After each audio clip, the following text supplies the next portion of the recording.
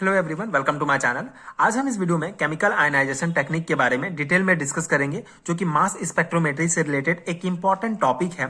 So chemical ionization is a gaseous phase ionization method. It is a very important soft ionization technique. So basically जितने भी ionization technique हम use करते हैं mass spectrometry में, उनको दो कैटेगरी में मेनली डिवाइड किया गया है, hard ionization technique and soft ionization technique. Hard ionization technique उसे कहा जाता है जिसमें high energy will be involve and number of fragments ion will be higher and number of molecular ion will be low. So ये जो hard ionization techniques होते हैं, इनमें ज्यादा एनर्जी इन्वॉल्व होता है एंड जो फ्रेगमेंट्स आयन होते हैं ये ज्यादा प्राप्त होते हैं मॉलिक्यूलर आयन की तुलना में। मॉलिक्यूलर आयन जो होते हैं ये लो प्राप्त होते हैं। इसी प्रकार सॉफ्ट आयनाइजेशन टेक्निक उसे कहा जाता है जिसमें लो एनर्जी इन्वॉल्व होता है एंड लो फ्रेगमेंटेशन प्राप्त होता है एंड हायर मॉलिक्यूलर आयन प्राप्त होता है। दोनों एक दूसरे के अपोजिट है। तो इस प्रकार से दो कैटेगरी में डिवाइड किया गया है आयनाइजेशन टेक्निक को। सो ये जो केमिकल आयनाइजेशन टेक्निक है ये सॉफ्ट आयनाइजेशन टेक्निक के अंतर्गत आता है। इसी कारण इसमें जो फ्रेगमेंटेशन होगा ये लो होगा एंड इसका एक इंपॉर्टेंट प्रॉपर्टी है कि it's give intense peak of molecular ion. जो मॉलिक्यूलर आयन हमको प्राप्त होंगे उनका इंटेंस पीक प्राप्त होता है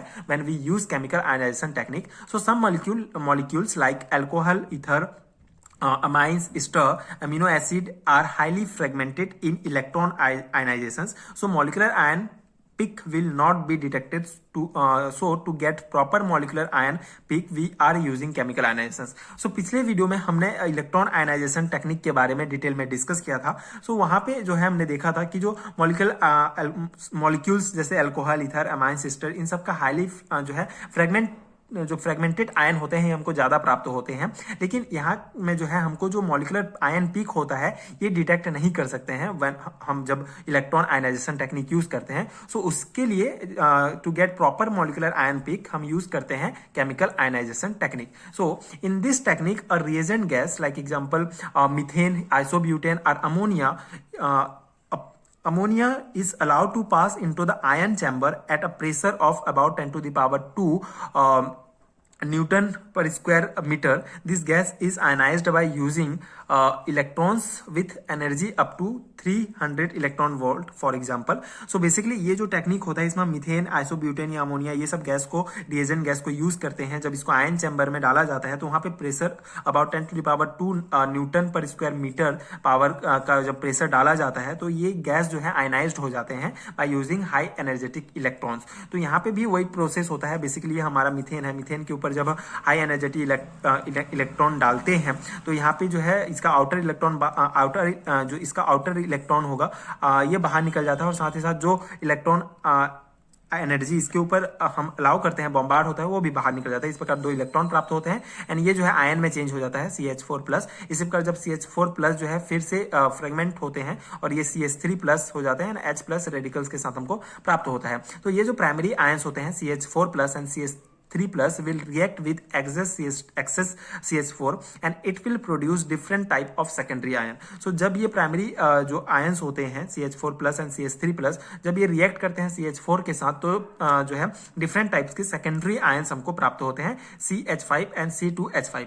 जब ये CH5 एंड CH25 रिएक्ट करते हैं विद एनालिटिक मॉलिक्यूल्स के साथ, जैसे ये जो मॉलिक्यूल है इसके साथ जब ये CH5+ सेकेंडरी जो हमारा आयन है ये रिएक्ट करेगा तो हमको ये एक क्वासी मॉलिक्यूलर आयन प्राप्त होगा, साथ ही साथ CH4 भी। एंड इसी प्रकार जब ये मॉलिक्यूल जो है C2H5+ रिएक्ट करेगा तो हमको ये क्वासी मॉलिक्यूलर आयन प्राप्त होगा। तो बेसिकली ये जो मॉलिक्यूल्स हमको प्राप्त होते हैं इनको क्वासी मॉलिक्यूलर आयन कहा जाता है।